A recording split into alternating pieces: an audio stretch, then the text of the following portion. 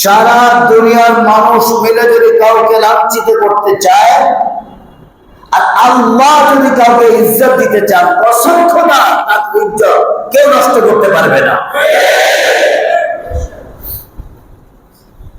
ইজ্জত নষ্ট করার জন্য শয়তান রয়েছে।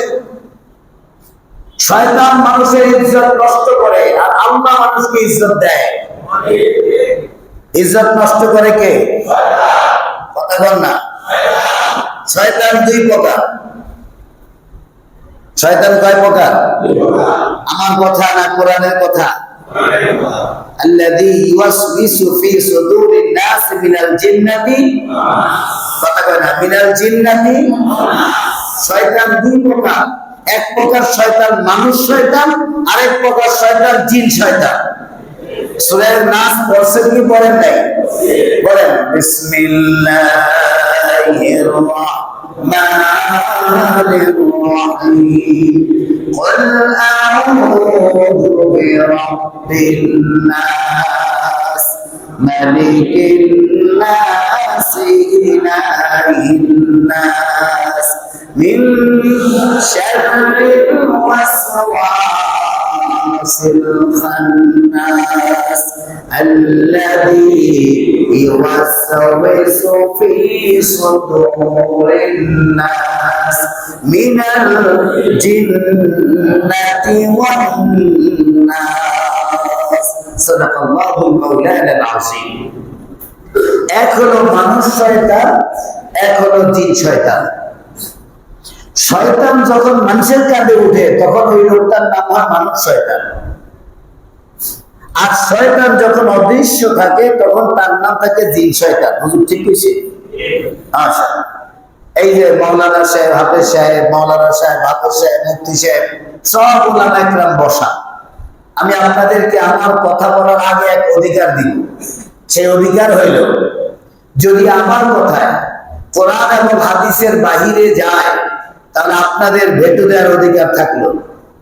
কথা বলে আপনাদের কাউন্টার দেওয়ার অধিকার থাকলো। আমি যদি কোরআন এবং হাদিসের বাহিরে কথা বলি তাহলে অবশ্যই আপনি কাউন্টার দিতে পারবেন।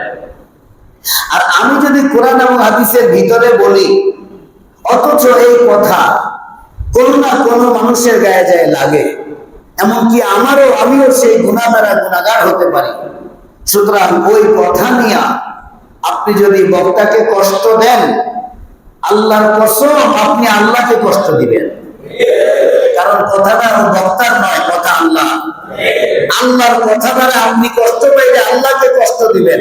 আর আল্লাহকে যদি কষ্ট দেন, মাথায় রাখতে হবে আপনার যেমন প্রেস্টিজে আঘাত বেড়েছে তেমনি আল্লাহরও প্রেস্টিজ আছে না নাই? আল্লাহর প্রেস্টিজে লাগলে আল্লাহ পাক ছাড় দেন, ছেড়ে দেন না। বলেন আল্লাহ পাক ছাড় দেন কিন্তু কি দেন না? আমাদের কথা ডান বাম নয়, আমাদের কথা মিলাদুল মুস্তাফা সাল্লাল্লাহু আলাইহি ওয়াসাল্লাম। আমাদের দেশে তথাকথিত মিলাদুল নবী মানে ইয়া নবী সালাম আলাইকা, বা সবাই মিলে আল্লাহুম্মা আছে না নাই? মাওলানা মুহাম্মদ। এই কতক্ষণ চিল্লাইয়া এরপরে জিলাপি লইয়া ব্যস্ত আমরা এটাকে মিলাদ শরীফ মনে করি। এটা মিলাদ না। মিলাদুন নবী মানে নবীর জন্ম, মওলুদুন নবী মানে নবীর জন্ম, মিলাদুন নবী মানে জন্ম বৃত্তান্ত। তাহলে মিলাদ মানে জন্ম। বলে মিলাদ মানে আরো জোরে সবাই মিলে মিলাদ মানে জন্ম। মিলাদ মানে জন্মর কথা না, মিলাদ মানে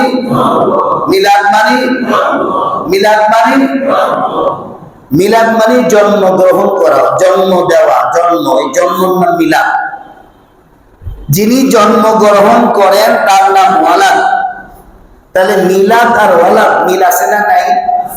কথা কয় না আপনারা হুহা করবেন বিদায় তো আমি আছি। আপনারও মহব্বত আর ভালোবাসা আছে বিদায় তো আছি।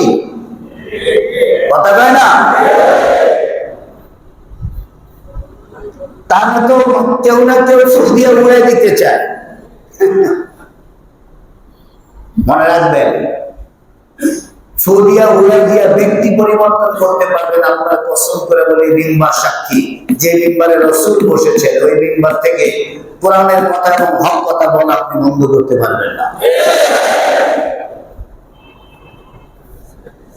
যেই হন, আমি জানি না কে, কাউকে উদ্দেশ্য করে বলছি না, whoever, wherever, যে কেউ হোক, যেখান থেকে হোক, but I don't know, I have no knowledge about this matter, I'm not clear, আমি পরিষ্কার নই, যার কারণে কাউকে উল্লেখ করে বলতে পারবো না, আর বলা উচিত নয়। উলামায়ে কেরামকে আঘাত করা আর নবীদেরকে আঘাত করা এটা চিরাচরিত অভ্যাস মুনাফিকদের এবং কাফেরদের এবং মুশরিকদের।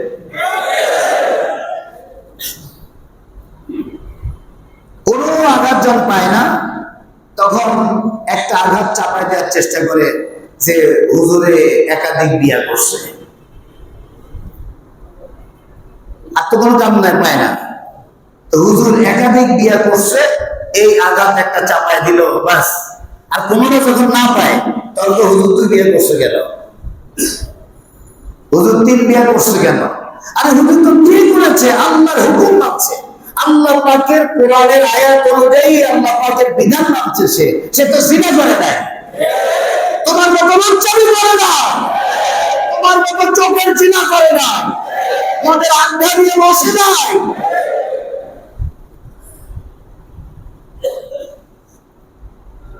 একাধিক বিয়ে করা আল্লাহ পাকের হুকুম, কার হুকুম? জোরে বলেন। আল্লাহ নিজে বলেছেন, আউযু বিল্লাহি মিনাশ শাইতানির রাজীম, বিসমিল্লাহির রাহমানির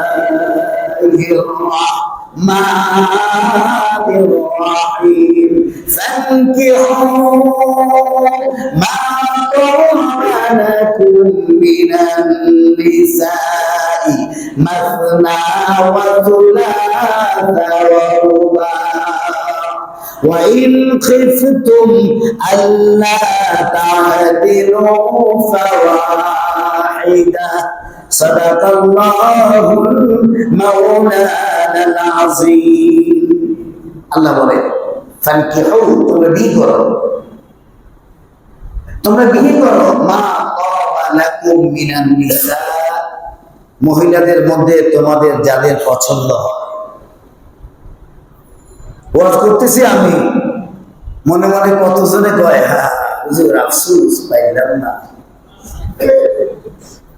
এমনি বিরুদ্ধে কয় ঠিক যে হুজুরের 2 বিয়ে করছে, বিরুদ্ধে কয় হুজুর তো এই একটা দুর্বল পয়েন্ট আছে, তো এইটাই পায়, কিন্তু আর কোনো দোষ পায় না। এটা কি দোষ? কথা কয় না। আরে এটা দোষ নয়, এটা গুণ, যেটা তুমি মরদ মানুষ হয়ে পারো নাই, সেটা বীরের মানুষ হয়ে পেরেছে।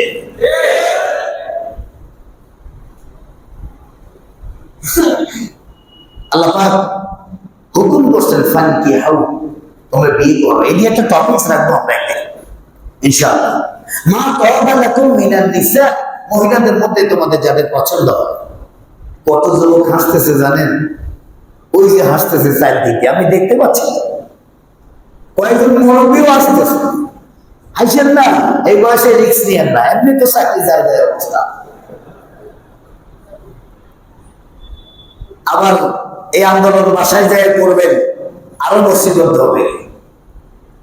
আল্লাহ বলেন, মা তাবা লাকুম মিনান নিসা, মহিলাদের মধ্য থেকে তোমাদের যাদের পছন্দ হয়, ভালো লাগে, মাসনা 2 অথবা 2, এখানে 2 বলা হয়েছে, ওয়া থুলাসা 3, ওয়া রুবা 4। আল্লাহ বিয়ের কথা শুরু করেছেন 1 বিয়ে দিয়া না 2 বিয়ে দিয়া?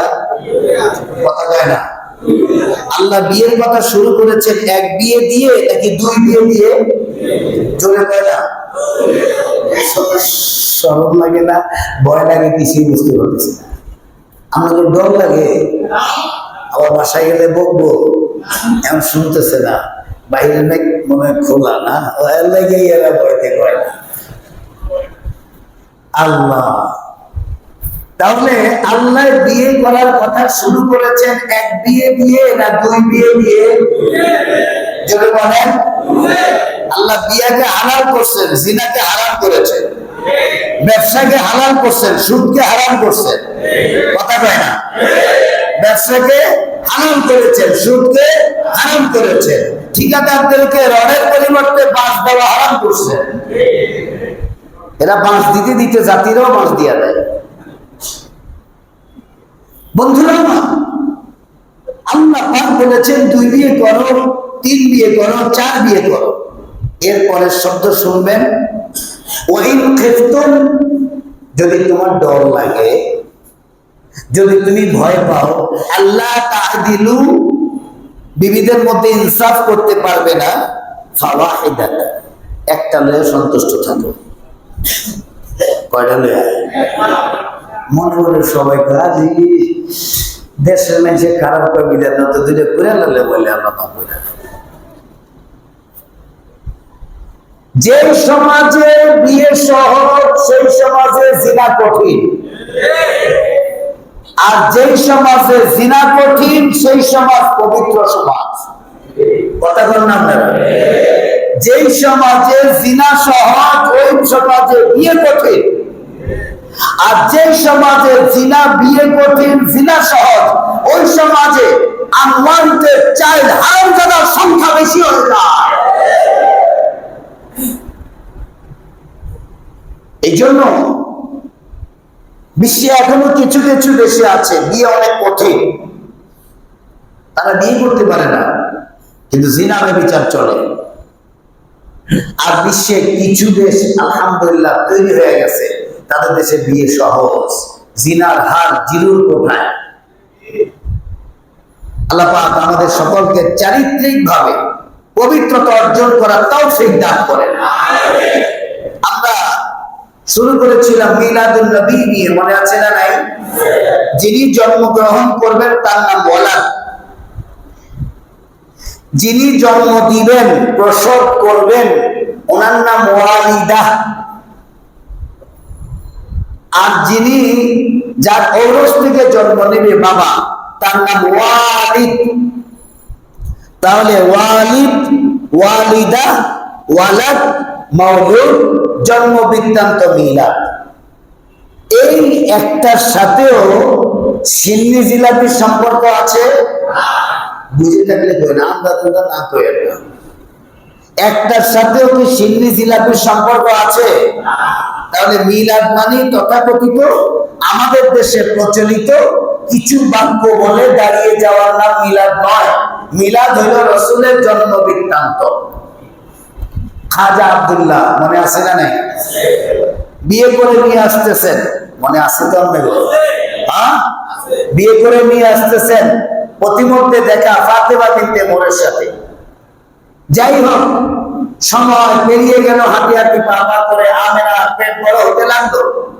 আমেনা বললেন, আমার পেট বড় হচ্ছে কিন্তু আমি কোন ধরনের ওজন ব্যথা অনুভব করতে পারছি না। সুবহানাল্লাহ, জানি না আমার পেটে কোন সন্তান আসতেছে, আমি কোনো কিছু অনুভব করতে পারছি না। স্বাভাবিকভাবে পেটে সন্তান আসলে মা বমি করে, সেই বমি পর্যন্ত হচ্ছে না। আল্লাহ হাবিব সাল্লাল্লাহু আলাইহি সাল্লাম চলে আসলেন আমিনার পেটে। সময় ঘনিয়ে গেল, কিন্তু তার আগেই ওনার বাবা খাজা আব্দুল্লাহ দুনিয়া থেকে চলে গেলেন। ছোট বলছি, জন্মের আগেই এতিম হয়ে গেলেন। কিসের আগে ভাই? ভাই জোরসে বলো। জন্মের আগে এতিম হয়ে গেলেন, কেউ নাই। এই জন্য সবসময় মনে রাখবেন, যার কেউ নাই তার আল্লাহ আছে। কথা যায় না? আমার বাউবাজারে কেউ নাই, তবে আল্লাহ আছে। কথা যায় না? কেউ নাই আমার, খালি আল্লাহ আছে, এবং আমি যথেষ্ট মনে করি আমার জন্য আমার আল্লাহকে হেফাজত করবেন কে? যদি বলেন কেউ অসম্মান করতে চাইলে, চরিত্রে দাগ বসাতে চাইলে, সেই দাগ মুছে সম্মানের উঁচু শিখরে বসিয়ে দিবেন কে? দোয়া করি তাদের জন্য, তাদের হেদায়েতের জন্য। যারা নিজে হীন হীন স্বার্থ চরিতার্থ করার জন্য পূত পবিত্র উলামায়ে কেরামের জীবনে দান বসানোর চেষ্টা করে এবং আল্লাহর পাকের একটা বিধান কোরআনের আয়াতের বিরুদ্ধাচরণ করে, আল্লাহ তাদেরকে তওবা করে ঈমান এনে পবিত্র হওয়ার তৌফিক দান করে। আল্লাহ পাক খাজা আমিনার পেটে রাসূলকে দিলেন, রাসূল আসতেছেন, সময় হয়ে গেছে। একদিন হঠাৎ করে ব্যথা উঠছে, কেউ বলছে 9 রবিউল আউয়াল, কেউ বলছে 11 রবিউল আউয়াল, কেউ বলছে 12 রবিউল আউয়াল। তারিখ ডাজন্ট ম্যাটার, বুঝেন নাই কেন? তারিখ ডাজন্ট ম্যাটার। কবে আসছেন এটা বিষয় না, কবে গেলেন এটা বিষয় না, কি নিয়ে আসলেন আর কি রেখে গেলেন এটা বিষয়। বুঝে বললেন? এখানে তো ঠিক ঠিক কর, বাইরে যায় তখন মোল্লা উড়ে উড়ে ওয়াজ করে। আল্লাহ সাল্লাল্লাহু আলাইহি ওয়াসাল্লাম মানে রবিউল আউয়ালে বদন করে নয়, বদন করে 11 বদন করে 18, যেটাই হোক না কেন এই নিয়ে আমি আপনারা করতে চাই না, কারণ তারিখ ডাজন্ট ম্যাটার। আসার দিনটা যথেষ্ট নয়, আসার দিনটা আমার খুব জরুরি নয়। আল্লাহ হাবিব সাল্লাল্লাহু আলাইহি ওয়াসাল্লাম আসার দিনটাকে নির্দিষ্ট করে দিয়েছেন, সেটা ছিল সোমবার। গত জুমায় বলছি কিনা? বলার পরেও আবার একজনে আমারে ধরছে ভালো করে। আল্লাহ পাক আমার ওই ভাইকেও বুঝদান করেন। রাসূলুল্লাহ সাল্লাল্লাহু আলাইহি ওয়াসাল্লাম জন্মের সময় শিফা বিনতে আসাদ দাইমা, খাজা আমিনা ছাড়া আর এই দুইজন ছাড়া কেউ নেই। চতুর্দিক অন্ধকার হয়ে গেল, কুয়াশাচ্ছন্ন হয়ে গেল।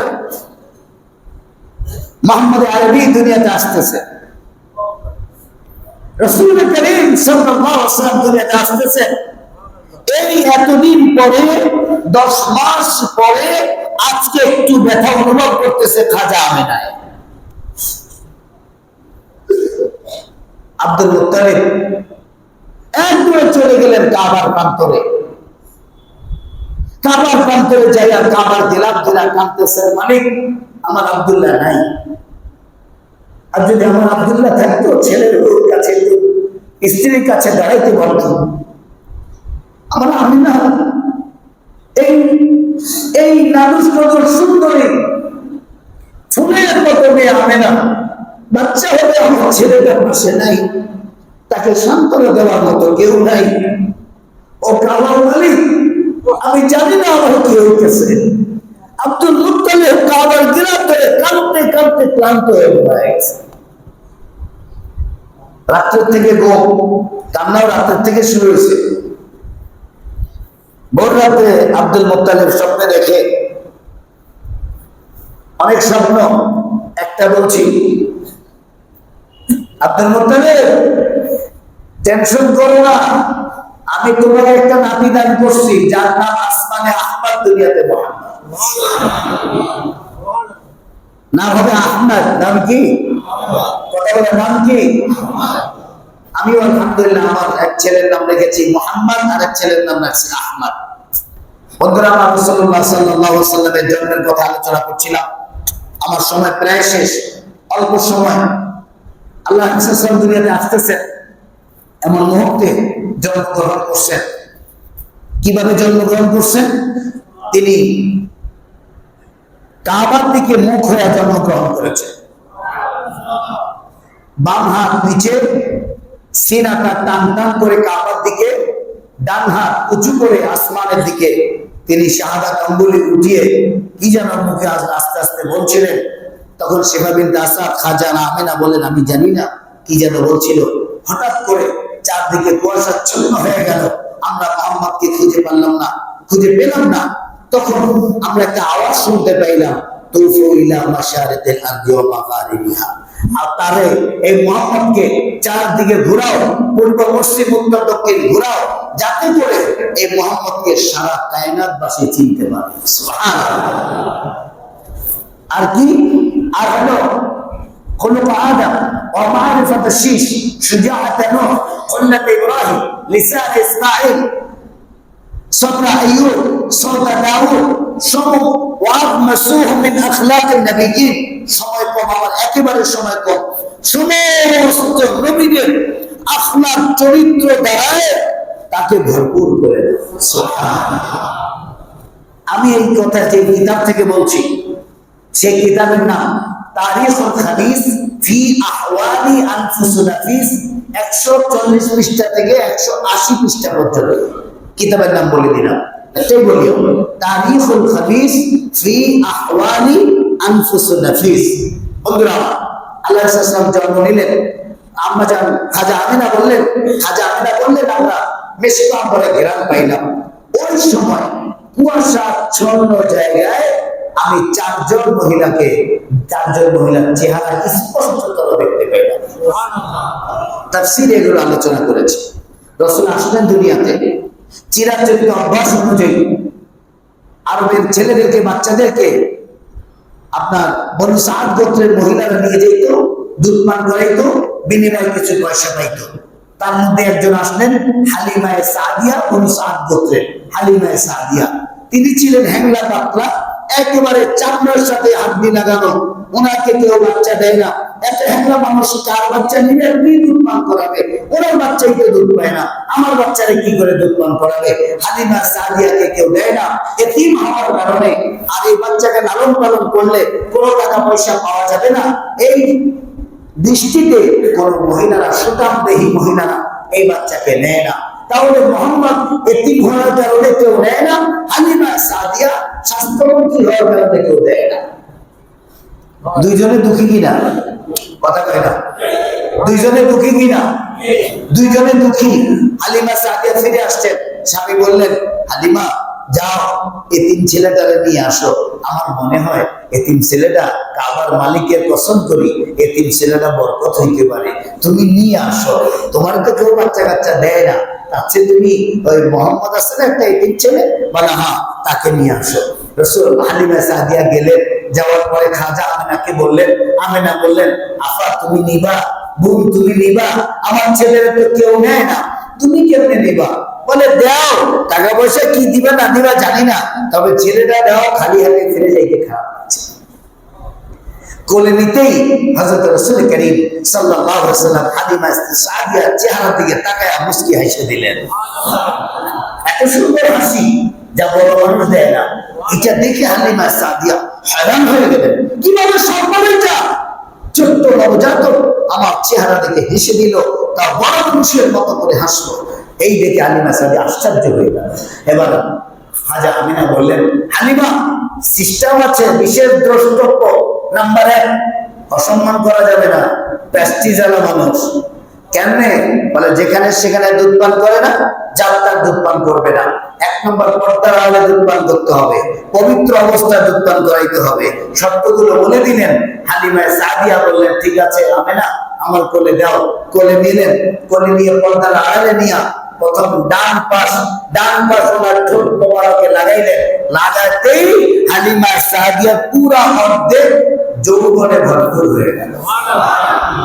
যে হালিমা সাদিয়া হ্যাংলা পাতলা ছিলেন, সে হালিমা সাদিয়ার শরীর একবারে নাদুস কুদুস হয়ে গেল, একবার যৌবনা হয়ে গেল, রূপসীর মতো হয়ে গেল। হালিমা আশ্চর্য হয়ে গেলেন। বাম পাশ বুকের বাম সাইড যখন রাসূলের ঠোঁট মোবারকে লাগাইলেন, সাথে সাথে বাম পাশ ঠিক হয়ে গেল। গোটা শরীর হালিমা সাদিয়া সুন্দরী হয়ে গেলেন। হালিমা আশ্চর্য হয়ে গেলেন, কোন ছেলে আমি নিয়ে আসলাম? এই জন্য হযরতে খাজা আমিনা বললেন, ইন্নী ওয়ালাদতু তাহুরা, আমি পবিত্র সন্তান জন্ম দিয়েছি। সুবহানাল্লাহ। হালিমা সাদিয়া লম্বা চড়া ঘটনা। আমারও সময় একেবারে শেষ প্রান্তে। বন্ধুরা, হালিমা সাদিয়া নিয়ে চললেন, উঠলেন কি বলে সাওয়ারের উপরে, চতুষ্পদ জন্তু, গাধা অথবা খচ্চর যেটাই বলেন। হালিমা সাদিয়া পিছনে রাসূলকে নিয়ে, আর ওনার স্বামী সামনে। স্বাভাবিক ড্রাইভার আগে থাকে, যাত্রী পিছে থাকে, কিন্তু ট্রলারের মধ্যে ড্রাইভার পিছে থাকে, যাত্রী আগে থাকে। যাই হোক, তো হালিমা সাদিয়া ওনাকে নিয়ে পিছনে বসার কারণে খচ্চর বারবার বসে যেতে লাগলো। তারা চেক করলেন, কোনোভাবে ঠিক অসংলগ্ন পাইলেন না, চারো পাও ঠিক আছে, গাধা বসে যাচ্ছে কেন, যা প্রাণী বসে যাচ্ছে কেন? এতটা ওয়েট তো না, হালিমার যে বডি তাতে তো এত ওয়েট হওয়ার কথা না, আসলাম তো ঠিক মতো। বা হালিমা সাদিয়ার স্বামী বলে ফেললেন, হালিমা এই বাচ্চা তো স্বাভাবিক বাচ্চা না, সুতরাং তাকে নিয়ে সামনে বসো, কাবার মালিক চাচ্ছে না তাকে অসম্মান করতে। সুবহানাল্লাহ। রাসূলকে নিয়ে হালিমা সাদিয়া নেমে গেলেন, নেমে সামনে দাঁড়াইলেন। হালিমা সাদিয়ার স্বামী পিছনে যাবেন। এই মুহূর্তে এই চেঞ্জিং টাইমে রাসূলের চেহারার দিকে তাকায়া খচ্চর নিজেই 3টা সেজদা জমিনে দিয়ে দিল। তিন সেজদা, শুকরিয়া সেজদা, সেজদা তো শুকুর, 3 সেজদা দিয়ে দিয়েছে জমিনের মধ্যে। এবার তো জানো প্রাণী বুঝে না, কিন্তু এইটুক বুঝে তিনি মুহাম্মদ রাসূলুল্লাহ সাল্লাল্লাহু আলাইহি ওয়াসাল্লাম। হায় হায়, আফসোস কি বাত হ্যাঁ, চতুষ্পদ জন্তু গাধায় চিনে, চতুষ্পদ জন্তু খচ্চরে চিনে, হরিণের চিনে, বাঘের চিনে, সমস্ত প্রাণী চিনে। আফসোসের বিষয়, আমার দেশের তথাকথিত কুলাঙ্গার এবং তথাকথিত শিক্ষিতরা রাসূলকে চিনতে পারে না। আল্লাহ ওই হাবিবের সুন্নতের দ্বারা আমাদের পুরা জিন্দেগি সাজানোর তৌফিক দান। বাকি কথা আগামী জুমায় হবে ইনশাআল্লাহ। রব্বে খোদা আমার তৌফিক দান করেন। আমার যদি ছোটখাটো কোনো ভুলভ্রান্তি আপনাদের নজরে পড়ে আমাকে জানিয়ে দিবেন, শুদ্ধ হওয়ার চেষ্টা করবো ইনশাআল্লাহ।